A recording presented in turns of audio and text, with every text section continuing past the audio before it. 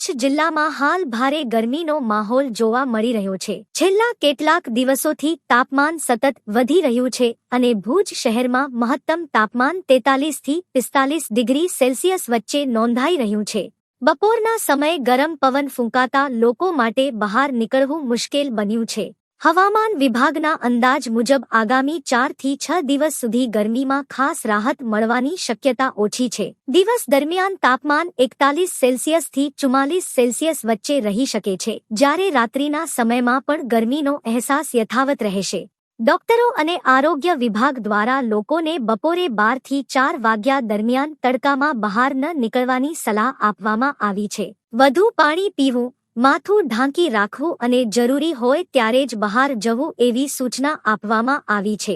હાલમાં વરસાદની ખાસ શક્યતા નથી, પરંતુ મે મહિનાના અંતિમ અઠવાડિયામાં વાદળછાયું વાતાવરણ અને હળવા પવનથી થોડી રાહત મળી શકે છે।